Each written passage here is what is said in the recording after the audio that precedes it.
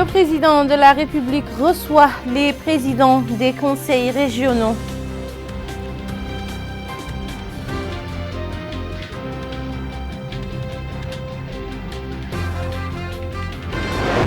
Le président de la République visite l'université Al-Asriya de Nouakchott.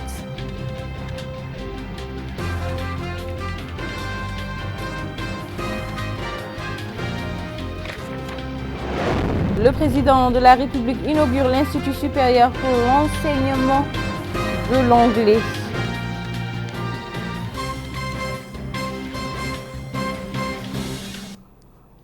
Merci de vous joindre à nous. Avant de passer au développement de ces titres, ce décret rendu public aujourd'hui par la présidence de la République portant nomination du président et des membres du conseil du prix Chinqit, président Abou Bekrin Ould Ahmed, membre Abdallahi Ould Ali Salem, Mohamed Fadel Ould Mohamed Lemine, Sid El Mokhtar Ould Baba Di Derdiri, Ahmed Ould Mustaf Ibrahima Diallo, Bakari Mohamed Semega, Mohamed Ould Maïf Alimataba, Mohamed Ould Hannoun.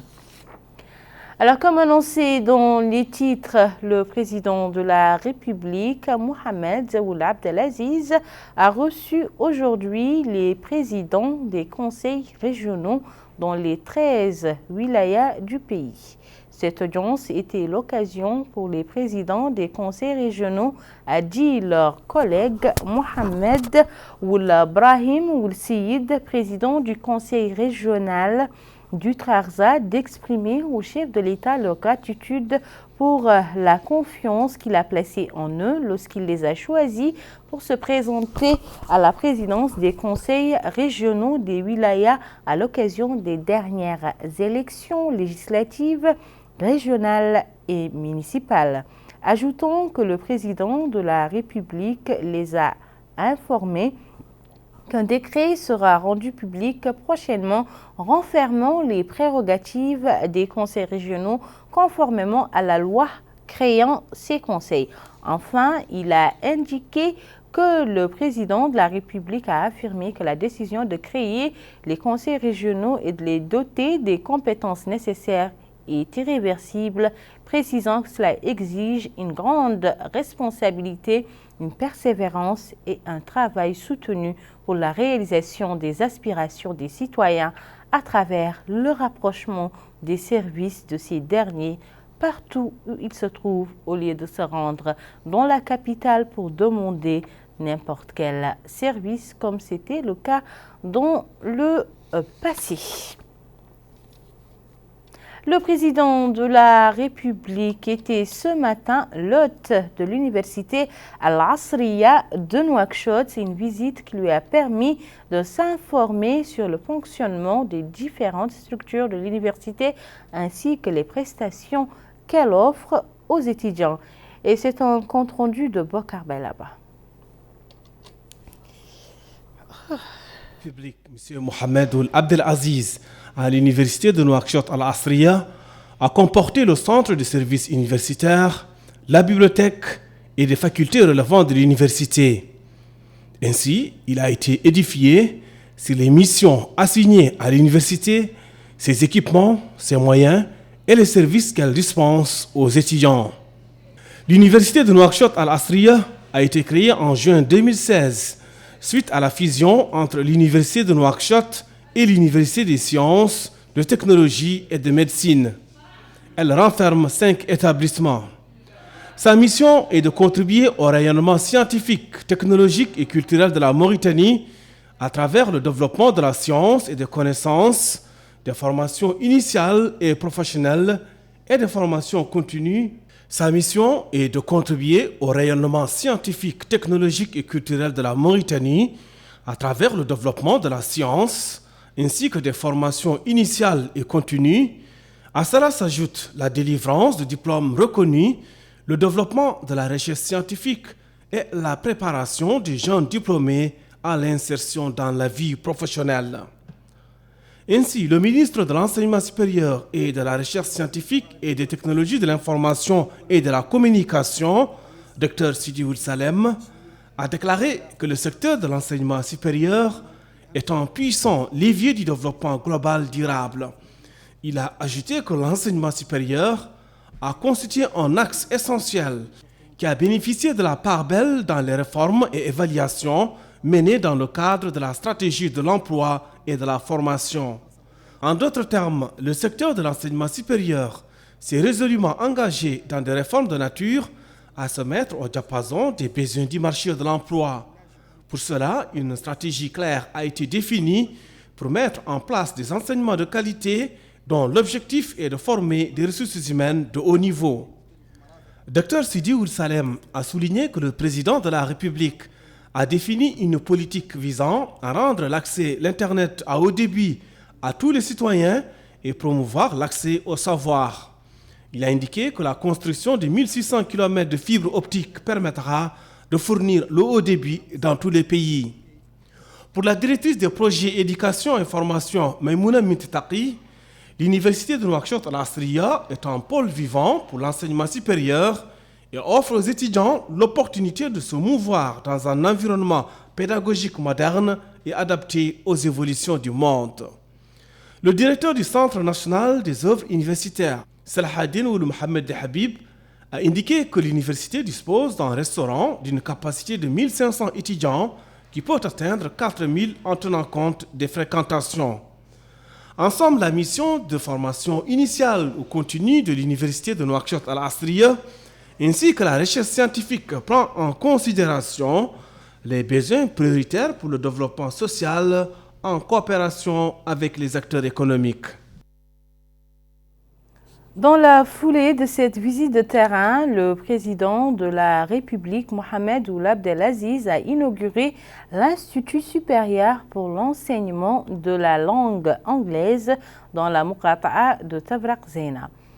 Cet établissement relevant du ministère de la Défense nationale et du ministère de l'Enseignement supérieur, de la Recherche scientifique et des technologies de l'information et de la communication a été créé par décret en février 2018. Melike Nekli nous en dit plus. L'Institut supérieur de la langue anglaise a été créé par décret en date de juillet 2016 afin de dispenser des programmes qui permettront aux étudiants de pouvoir répondre à l'adéquation du marché du travail.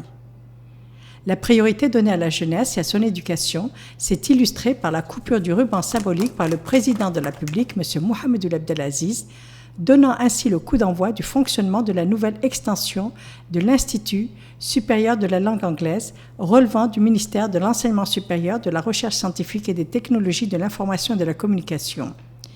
L'extension est composée de 20 classes complètement équipées en plus de salles de conférence. Au cours de cette visite, le président de la République, M. Mohamed Ould Abdelaziz, était accompagné par le ministre de l'Enseignement supérieur, de la Recherche scientifique et des technologies de l'information et de la communication, Dr Sidi Ould Salem, entouré du directeur de l'enseignement supérieur pour l'enseignement de la langue anglaise, le commandant de vaisseau, M. Mohamed Mahmoud Ould Hadrami. Le président de la République s'est rendu dans les différentes composantes de l'Institut, s'informant sur les équipements, ses moyens et les méthodes utilisées pour l'enseignement. Il a reçu d'amples explications sur les techniques modernes dont dispose l'Institut. Le président de la République a visité la salle réservée aux professeurs, la bibliothèque et le laboratoire de langue. L'Institut supérieur de la langue anglaise dispense ses cours à 250 étudiants pour l'obtention de la licence. La première promotion est prévue prochainement. L'Institut supérieur de la langue anglaise forme des cadres du ministère de la Défense et des civils provenant des différents départements ministériels. Hier, le chef de l'État était à l'intérieur du pays, d'abord dans la wilaya du Brakna où il a donné à partir de la commune de Chegar le coup d'envoi de la campagne agricole 2019-2020 sous-tendu par la réhabilitation de 35 barrages au profit de l'agriculture pluviale. Retour sur cette visite avec Moussa Ndiaye. À son arrivée à Vouchir, relevant de la commune de Chegar, dans la wilaya du Brakna, pour superviser le lancement de la campagne agricole 2019-2020, Le président de la République, M. Mohamed Ould Abdelaziz, a été accueilli par le Wali de Brakna, le président du conseil régional de la Wilaya, plusieurs personnalités et les habitants de différentes localités de la zone. Cet accueil populaire prouve l'attachement des populations d'Ibrakna à la réussite des programmes électoraux et aux engagements pris par son Excellence pour améliorer les conditions de vie de ces populations à travers l'exécution de plusieurs projets de développement. Aussi, les populations d'Ibrakna ont exprimé leur reconnaissance face aux réalisations des 10 dernières années qu'a connues la Mauritanie.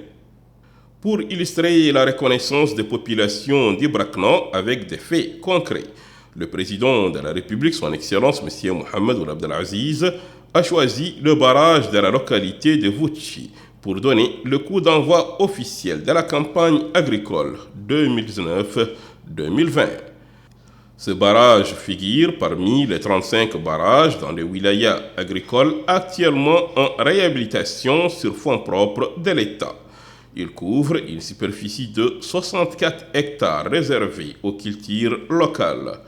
Le barrage de Vouchi est long de 1600 mètres et haut de 3 mètres avec des prolongements de 60 mètres de long sur 2 mètres de hauteur en plus d'une vanne. Les travaux de réhabilitation seront réalisés dans un mois par la société Tawfiq pour une enveloppe financière de 10 millions d'ouguiyas nouvelle monnaie. Dans son discours, Mme Lemina Mentul Qutb Momo, ministre du Développement rural, a dit que les réalisations qu'a connues la Mauritanie ont permis de créer des conditions favorables d'une vie décente par l'augmentation de la production et l'instauration d'une concurrence qui a amélioré les performances du secteur agricole tout en le plaçant au premier rang dans le développement économique et social du pays. Monsieur Dia Adama Omar, président de la Fédération nationale des agriculteurs, a saisi cette occasion pour mettre l'accent sur les différentes réalisations qu'a connues le secteur de l'agriculture à travers, dit-il, des résultats positifs enregistrés par les agriculteurs. Le maire de la commune de Chegar, M. Yahya Ould Ammar, a dit que le choix porté sur le barrage de Vouchi pour le démarrage de la campagne agricole pluviale témoigne l'intérêt qu'accorde le président de la République au développement d'une manière générale et au développement rural en particulier. Il y a précisé que cette campagne agricole 2019-2020 permettra l'exploitation de 319 707 hectares, dont 67 894 réservés au secteur irrigué et 251 818 hectares pour le pluvial. Les prévisions attendues de ces deux secteurs sont estimées à 504 789 tonnes, dont plus de 147 000 tonnes de divers céréales et plus de 356 000 tonnes de paddy. Le président s'est ensuite rendu au Trarza, précisément à Ndiago et Kermassène. Dans cette dernière ville, il a procédé à la pose de la première pierre d'une ligne électrique haute tension de 225 kV reliant Nouakchott et Kermassène et les centrales de transformation qui s'y rapportent. Bokar Baylaba revient sur cette activité. Le président de la République, M. Mohamed Ould Abdelaziz, a fait l'objet d'un accueil populaire chaleureux et enthousiaste de la part des populations à son arrivée à Kermassène.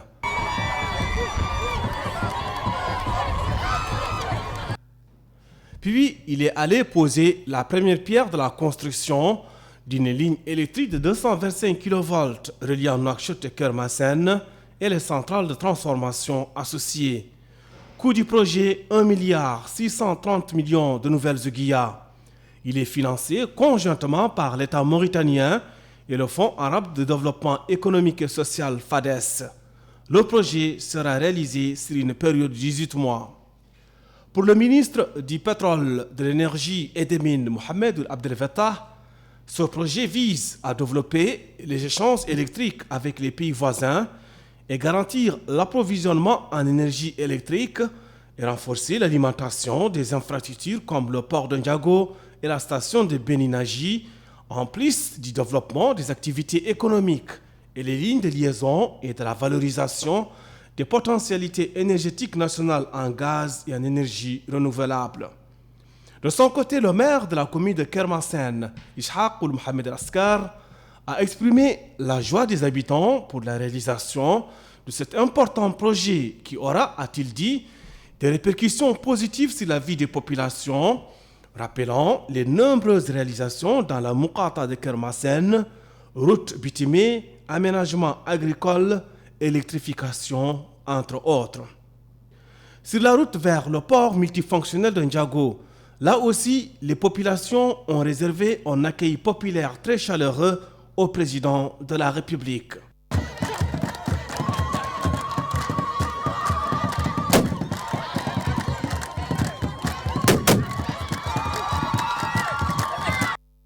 Le port multifonctionnel de Ndiago, situé à 170 km au sud de Nouakchott et à 40 km de Kermassen, est composé d'un quai militaire accostable de deux bords, un port de pêche composé de 7 quais de débarquement, un chantier naval d'une capacité de 70 navires par an, un quai de commerce pouvant recevoir des bateaux de 80 mètres de long. À cela s'ajoute un point de débarquement pour la pêche artisanale. Le port permettra la navigation sur une distance de 15 km, à partir de laquelle les villes mauritaniennes situées le long du fleuve Sénégal peuvent être approvisionnées jusqu'au Mali. Les travaux de réalisation de ce port, exécutés par une entreprise chinoise, ont nécessité un financement de l'ordre de 352 millions de dollars mobilisés par l'État mauritanien. Le port multifonctionnel de Ndiago revêt un caractère stratégique et économique pour un pays qui dispose d'une façade maritime de 700 km de long sur l'océan Atlantique. Le port multifonctionnel de Ndiago vient renforcer le dispositif national. C'est sa polyvalence qui constitue son atout majeur.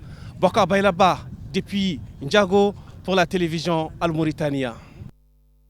Merci beaucoup, Bokar Bailaba. Notre pays, vous le savez, s'apprête à vivre un événement inédit et historique. Il s'agit de l'alternance pacifique au pouvoir.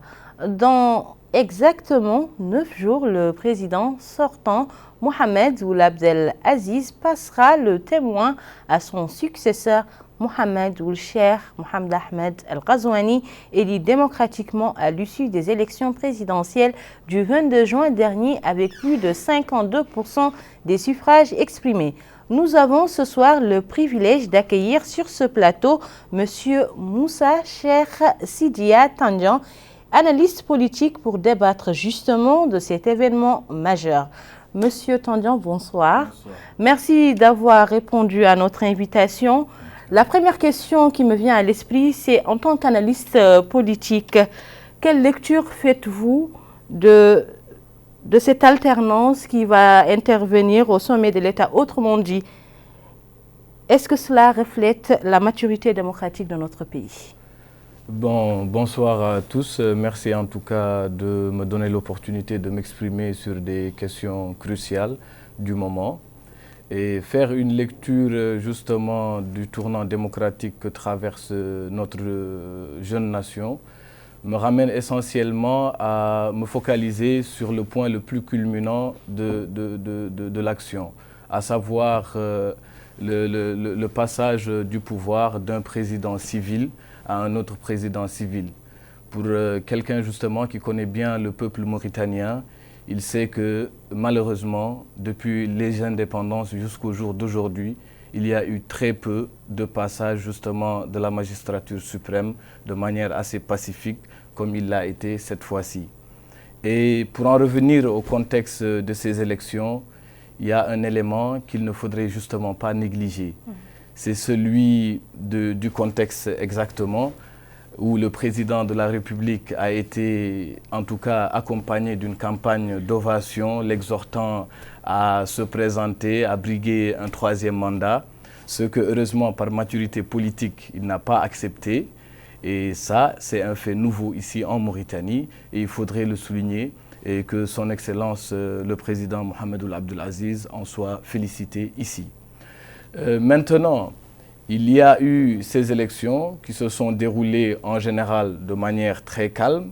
Et évidemment, après, il y a eu quelques remous qui sont d'ordre normal. Moi, je pense que dans la vie, d'ailleurs, même la vie en société, justement, c'est elle qui impose certaines divergences de point de vue que tout le monde devrait justement respecter.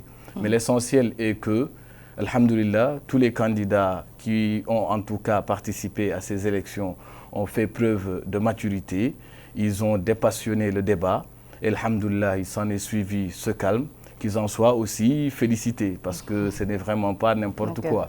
Voilà. Quel rôle l'alternance pacifique au pouvoir peut-il jouer dans le renforcement de notre démocratie? Vous l'avez tantôt dit, qu'il y a encore une jeune démocratie. Bon, l'alternance en elle ne peut jamais être mauvaise parce que la nature humaine n'aime pas la routine. Et il est donc très important que de temps en temps, qu'il y ait d'autres personnes qui se frottent justement à la chose publique pour non seulement améliorer les conditions et autres, parce que étant de l'extérieur, on a une certaine visibilité beaucoup plus objective des choses et les émotions sont moindres. Donc qu'il y ait alternance, c'est une chose de très bon. Mais il faudrait que ce soit une alternance justement positivée, une alternance objective. Et c'est d'ailleurs ce dont la population mauritanienne a vraiment besoin. Quels sont à présent, selon vous, les mécanismes susceptibles de préserver les acquis dont vous aviez parlé? Les acquis, d'abord, ne peuvent pas être justement préservés en l'absence de l'unité nationale, qui a été justement le débat le plus abordé durant toutes ces 10 dernières années. L'unité nationale en soi est très importante, mais il faudrait que justement les populations que nous sommes, que nous comprenions qu'effectivement il y a un rôle crucial que doit jouer l'État dans le règlement en tout cas de la vie sociale, mais en tant que citoyen, chaque individu devrait de son côté faire son autocritique personnelle, faire le point d'abord sur ses ambitions, en tout cas vis-à-vis de ce pays et quels sont les objectifs de développement qu'il se pose. Et en ce moment, je pense qu'on n'aura même plus à faire ce débat d'unité nationale. Les choses viennent naturellement. Mais quels sont les mécanismes justement pour préserver les acquis démocratiques que nous avons aujourd'hui? Les mécanismes, c'est d'abord, comme on a dit, bon, je l'ai résumé en l'unité nationale parce qu'en lui, il englobe déjà beaucoup de choses. Préserver les mécanismes revient déjà à assurer un état de droit. Oui. Voilà, et même si aujourd'hui nous ne sommes pas encore un état parfait, à l'instar de tous les états d'ailleurs, parce que la marche du monde se veut évolutive. Voilà, donc oui. On doit peut-être se mettre à niveau sur certains points. Mais beaucoup de jalons ont été posés, alhamdoulilah, par le président sortant. Et j'espère qu'en tout cas le président élu, en tout cas, reprendra le train en marche dans la bonne direction. Merci beaucoup, Monsieur Moussa Cher Sidia Tandian, analyste politique, d'avoir répondu à nos questions. Merci à vous. La suite de ce journal, nous allons à présent vous proposer de découvrir les dernières quantités de pluie enregistrées au cours de ces dernières 24 heures au niveau de certaines wilayas.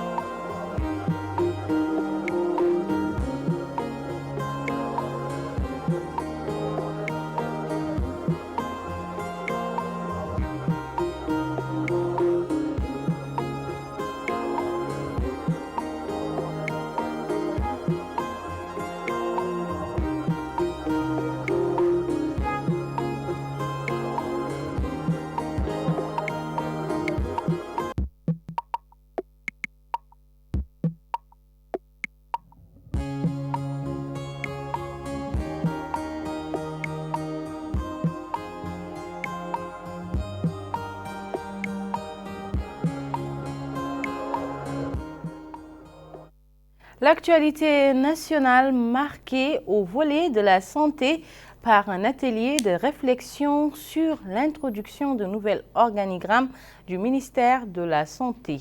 La rencontre d'une journée devra aboutir à des recommandations permettant l'introduction d'un organigramme facilitant aux populations l'accès à des services de santé de qualité. Melika Nekli.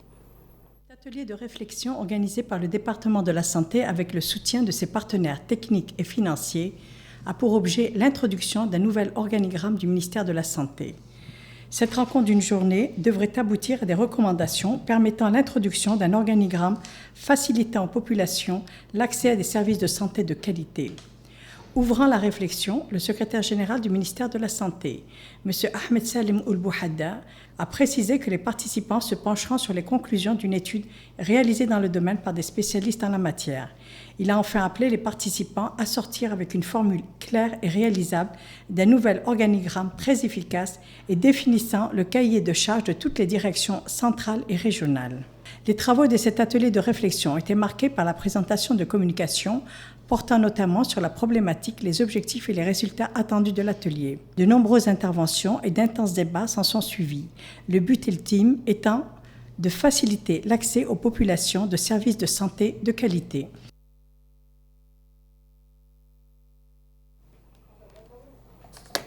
Merci beaucoup. Biram Da Abeid, candidat à la présidentielle du 22 juin dernier, arrivé en seconde position, était aujourd'hui l'hôte de la Commission nationale des droits de l'homme sur invitation de son président, Maître Ahmed Salem Oulbouhouboini, entouré de ses proches collaborateurs.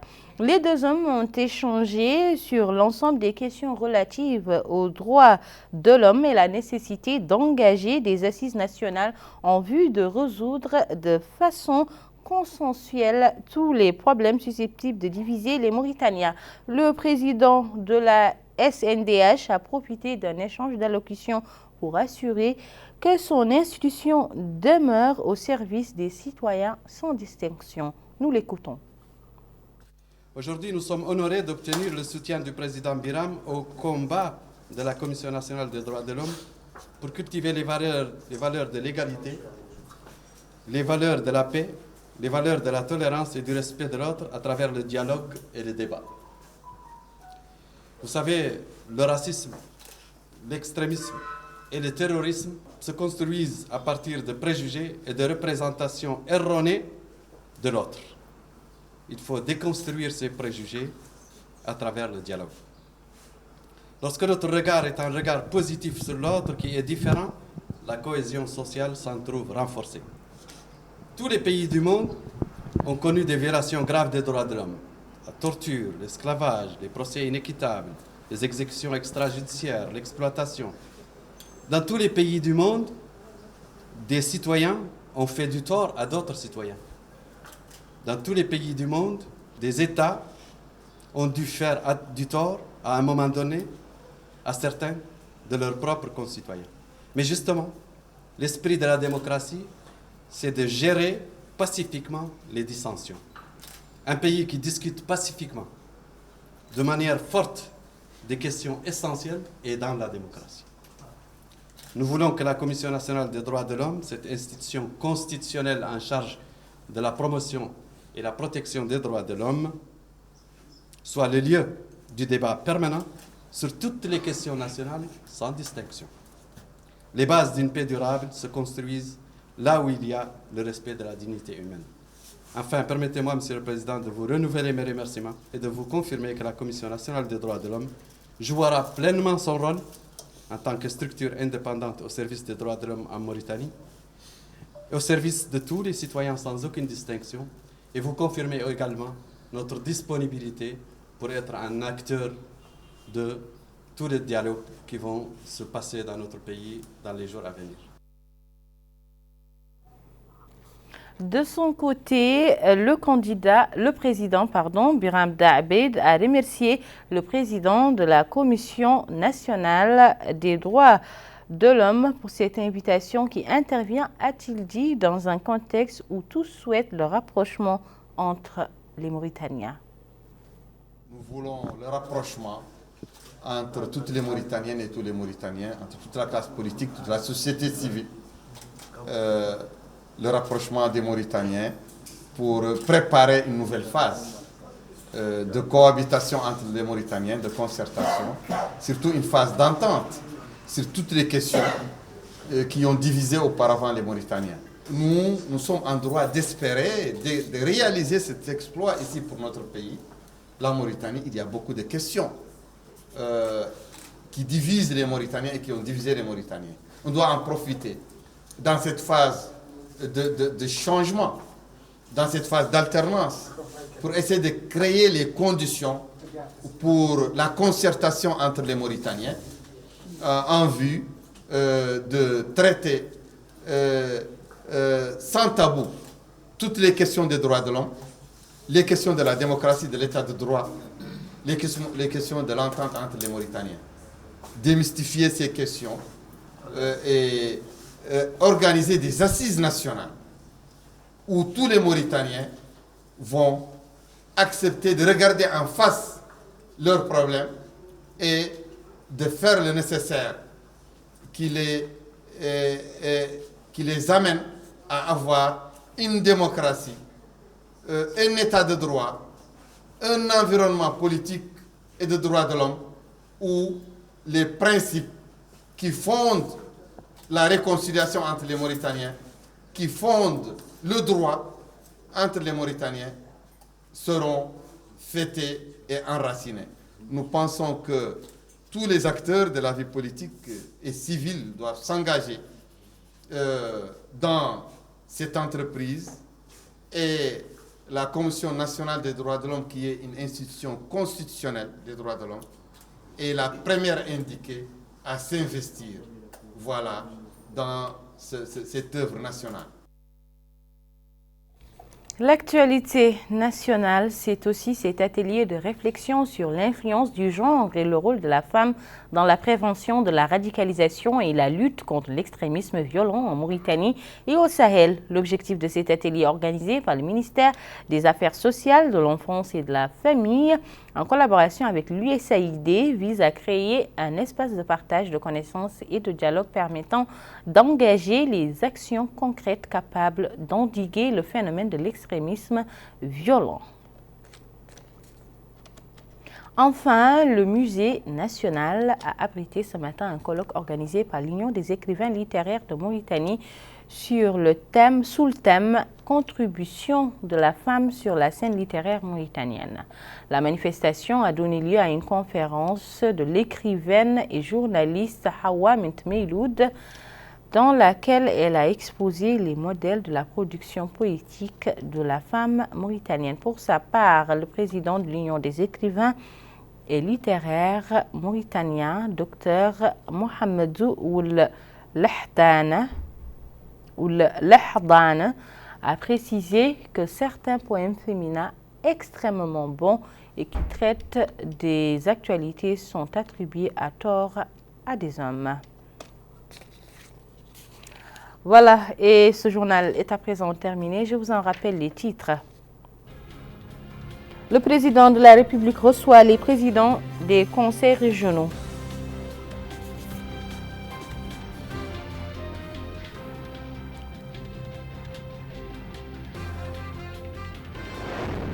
Le président de la République visite l'université Al-Asriya de Nouakchott.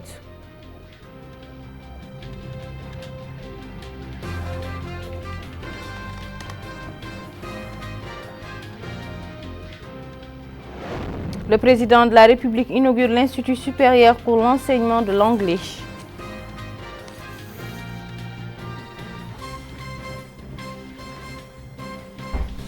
Où que vous soyez, c'était un réel plaisir pour moi de partager avec vous ces moments d'information. Demain soir, vous retrouverez Cheikh Nachir Sadbou. Quant à moi, je vous donne rendez-vous dimanche, Inch'Allah.